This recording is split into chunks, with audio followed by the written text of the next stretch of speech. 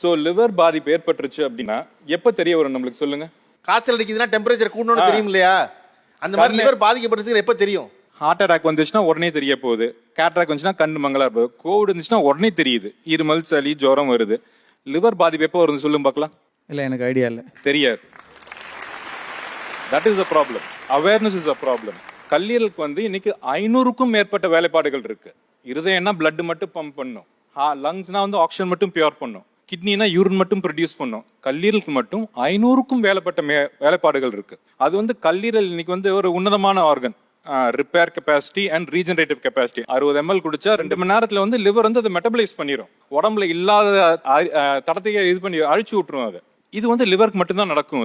அது ஒரு வாட்டியும் தண்ணி அடிக்கும் போது ஆர் ஆல்கஹால் சாப்பிடும் போது ஒரு சில லிவர் செல்கள் அழியுது. ஆனா வந்து லிவர் வந்து ரீஜெனரேட் பண்ணிரும். மரக்கலையை வெட்டணும் அப்படின்னா மரம் துளிருட்டு வளர்ற மாதிரி வந்து புது புது செல்கள் வர ஆரம்பிச்சிருது. ஓகே, ஸோ பட் இது வந்து லிவருக்கு ஒரு கெப்பாசிட்டி ஓரளவு தான். லிவர் வந்து ரெசிலியன்ட் ஆர்கன், எதையும் தாங்கும் உறுப்பது.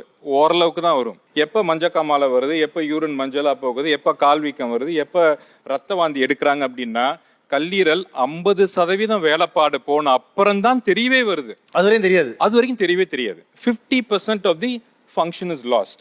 ஓகே, அப்பதான் வந்து நம்மளுக்கு எல்லாம் தெரிய ஆரம்பிக்கும்.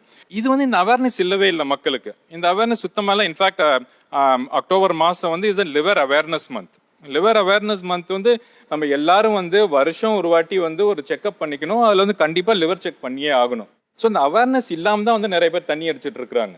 ஓகே, வெஸ்டர்ன் லிட்ரேச்சர்ல என்ன சொல்றாங்க அப்படின்னா வைன் இந்த அளவுக்கு, அமெரிக்கன் ஹார்ட் அசோசியேஷன் அதை என்டாஸ் பண்ணுது.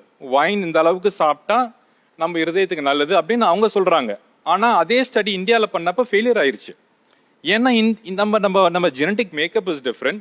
எவ்ரி ஆல்டர்னேட் பர்சன் வந்து டயபெட்டிக்கா இருக்காங்க. வெஸ்டர்ன் கண்ட்ரில என்ன சாப்பிடுவாங்க? 30 ml மேக்ஸிமம். 6:30 மணிக்கு வந்து they have supper. It's not even call dinner. 6:30 மணிக்கு சப்பர் சாப்பிடுவாங்க. 8 மணிக்கு ஒரு ஸ்காட்ச், நீட் ஸ்காட்ச் ஒன்று வச்சுட்டு 10 மணி வரைக்கும் குடிச்சிட்டு படுத்து தூங்கிடுவாங்க. 30 ml தான் குடிப்பாங்க. நம்ம அப்படி இல்லையே.